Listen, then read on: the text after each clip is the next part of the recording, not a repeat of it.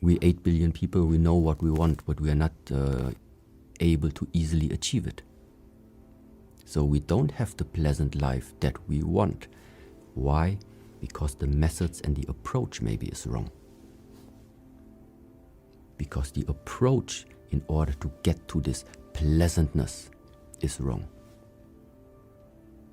Now, pleasantness in a way, now I would say, is something very, very much related to how you feel on the one side about waking up. How do you feel during the day? But also, what are you carrying on the mind during the average day when you are walking through this lifetime? What do you have on the mind, and what do you have in terms, how do you feel? Those two things is ultimately what is making your life quality at the moment. So even somebody gives you a present, he gives you, I don't know, the new Tesla, just as a present, but this day you just felt like, you don't feel, you just feel bad. You feel bad, your mood is not good. It doesn't matter what present you get. It's irrelevant for you. Yeah? But sometimes just a very, very small thing somebody gives you, maybe sometimes even just a word or just a look, and you feel that was a different one.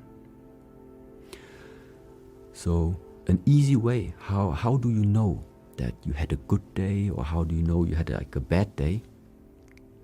Good days, I think, you want more of them.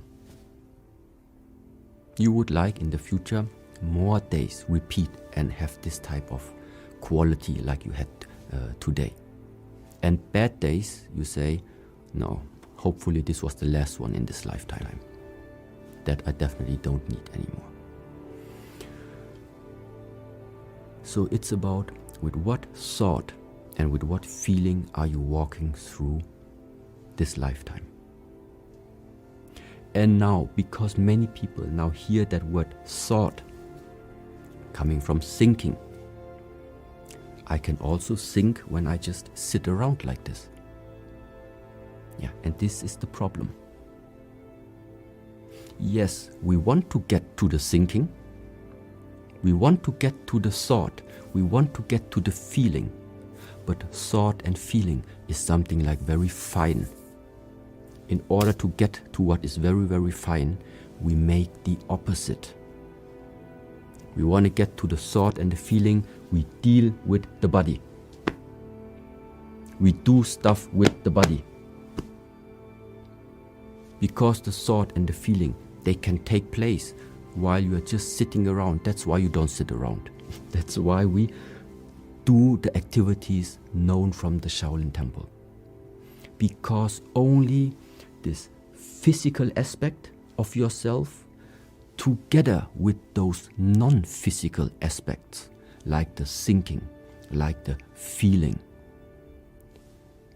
this together is giving you the full range of possibility to adjust something.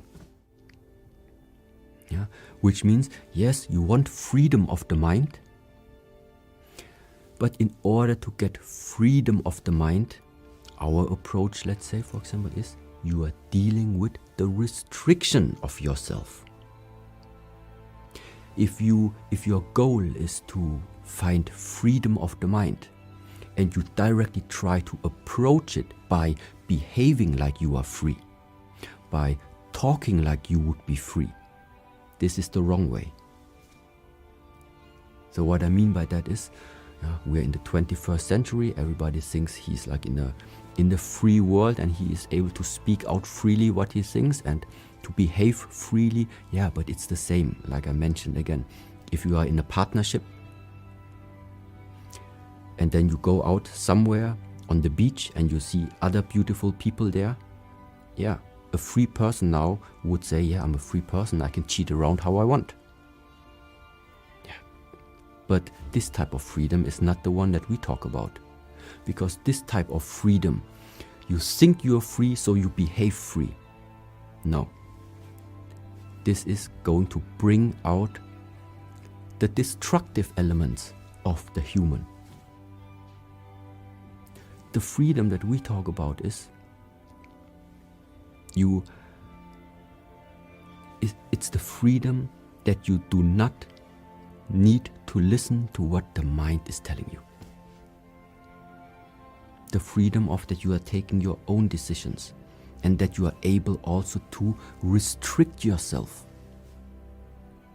So it's very paradox. On the one word I'm saying it's about freedom, but this freedom goes hand in hand with your ability to restrict yourself. And this is what you see here with the guys in the monastery. As long as they stay inside this monastery, they have a lot of rules and a lot of things are forbidden, let's say. Many people cannot handle this. They have difficulties handling it sometimes. Nevertheless, I know the day will come where just 3 years have passed. And when they look back, they realize 3 years long, how could I even imagine to live such a way full of restrictions?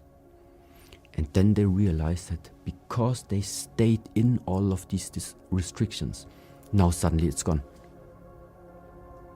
Yeah, now even if you tell them, hey, you're not to eat because it's not eating time, for them it's okay. Yeah, then you say, hey, look, today is no party time, you just cannot go out, we have other things to do. It's okay. Yeah? Or you cannot meet your friend today. It's okay. And with this type of ability that you can handle quite a lot of things, with this type of ability, now you can go out in the world. Because now nothing simply brings you out of balance so quickly anymore. Why? Because you have stopped outsourcing. You have disciplined your mind. You have taken your own responsibility into your hands. That the life quality, the way how you are perceiving this lifetime, it's up to you. It's up to your practice. It's not to wait until the outside circumstances and your government and this world is going to create your dream world. It's not going to happen. It's about how can you contribute? How can you, as an individual, contribute to bring out this world that you imagine how it should be?